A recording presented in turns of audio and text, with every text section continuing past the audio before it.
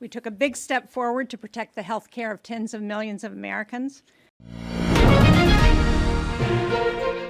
You're watching Global News, bringing you the latest updates, global events, and in-depth stories, all in one place. Let's begin with today's news.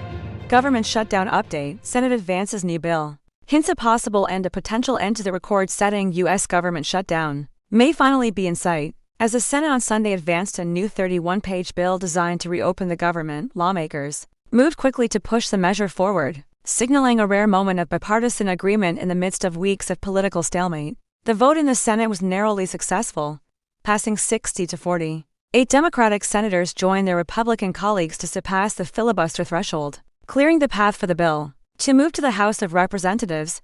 Analysts say this key vote could mark the first significant step toward ending the shutdown, which has now dragged on for weeks, impacting millions of Americans. President Donald Trump expressed optimism after the Senate vote, stating Sunday evening, "It looks like we're getting very close to the shutdown ending." However, lawmakers warn that final approval in the House is still required before the bill can be signed into law.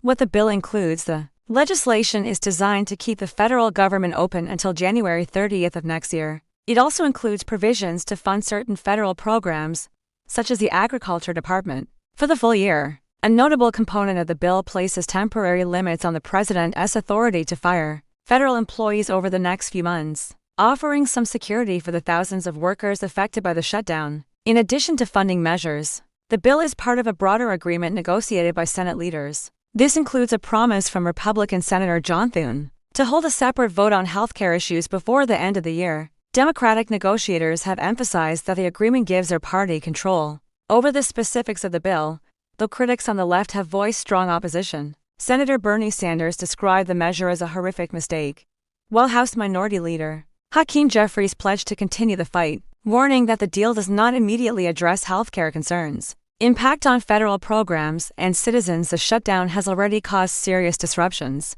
Many federal workers remain furloughed or are working without pay, while essential services face delays and interruptions. One of the most immediate and tangible impacts has been on food assistance programs. The Trump administration issued guidance over the weekend instructing states that have begun issuing supplemental nutrition assistance program (SNAP) benefits to reverse those payments or face financial penalties.